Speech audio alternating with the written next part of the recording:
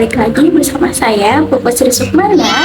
Nah, dalam video kali ini saya akan menjelaskan bagaimana pertemuan kedua dalam mata kuliah teknik produksi film ini berlangsung dan apa saja materi yang dibahas pada pertemuan kedua tersebut. Jangan lupa tonton videonya ya. Nah, jadi teman-teman, pada pertemuan kedua dalam mata kuliah teknik produksi film itu membahas mengenai tentang film-film, jenis-jenis film, terus sejarah film, bagaimana cara membuat film, seperti itu. Nah, sebelum kita membahas materinya, di sini ada yang tahu nggak ya apa itu film? What? Ayo. Aku. Oh iya, apa tuh film? Nah, film itu adalah melukis gerak dengan cahaya, iya kan, Kak? Nah, benar tadi. Film itu adalah melukis gerak dengan cahaya. Kenapa? Karena pada dasarnya film ini adalah hasil dari proses merekam gambar menggunakan cahaya.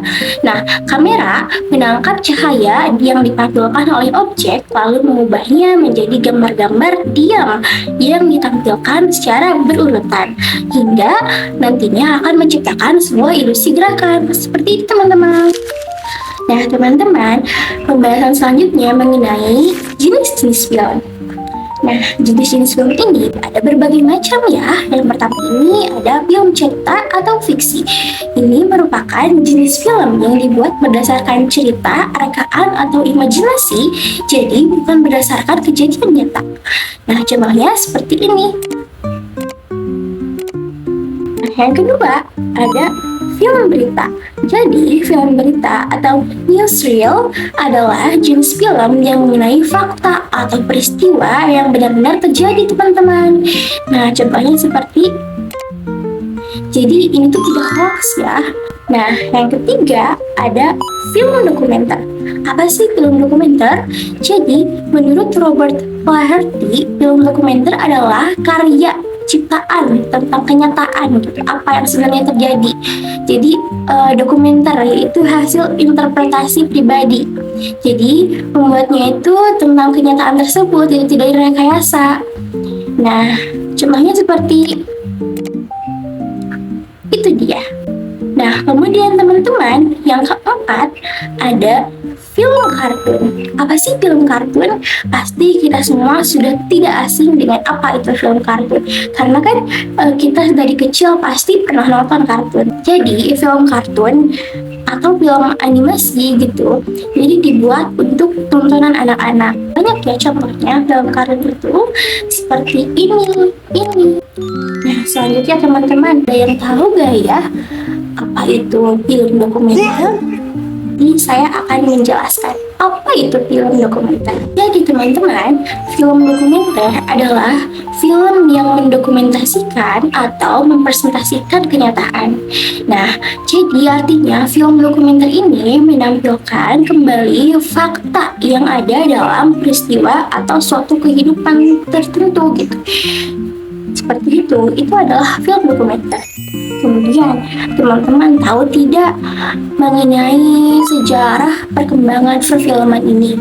Apa sih awal mulanya film? Apa film pertama yang diciptakan? Kayak gitu, tahu gak? Kalau enggak, saya akan kasih tahu teman-teman supaya teman-teman tahu. Jadi teman-teman, pada tahun 1872, Leland Stanford dan Edward Muybridge mencoba merekam gerak kaki kuda dengan 12 kamera, tetapi hasil tersebut gagal fokus. Nah, itu merupakan asal muasal film gitu. Kemudian pada tahun 1877, Muybridge dan John D. Isaacs berhasil menggunakan 24 kamera dengan alat elektronik untuk merekam gerak kuda. Nah, selain itu, pada tahun 1882, Julius Murray menciptakan fotografi yang merekam 12 gambar per detik. Nah, mereka berhasil merekam burung terbang, teman-teman. Burung terbang. Nah, kemudian pada tahun 1888, Wesley membuat film pertama. ada film pertama yang berjudul Rondai Garden Scenes, yaitu tentang orang yang berjoget di Taman Inggris. Nah, selanjutnya pada tahun 1895, bersaudara Lumiere menjadi pelopor film dokumenter dan memulai bioskop keliling dengan film pendek dan fiksi.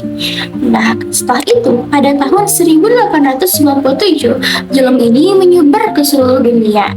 Di India ada Harish Chandra Sakaram. Dia itu membeli sinematografi dan mulai perkembangan perfilman di sana. Itu adalah sejarah singkat asal-muasal film.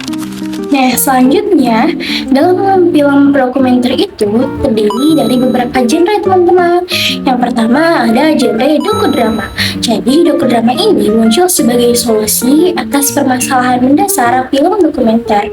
Jadi, untuk memfilmkan peristiwa yang sudah terjadi, contohnya seperti Titanic, Hotel Rwanda, Tora. Nah, yang kedua ada semi dokumenter. Jadi, genre film dokumenter ini merupakan di mana pengambilan gambar ini dibuat, namun pada bagian tertentu ini disertakan rekaman film atau video kejadian nyata gitu dari peristiwa yang terjadi atau yang berkaitan.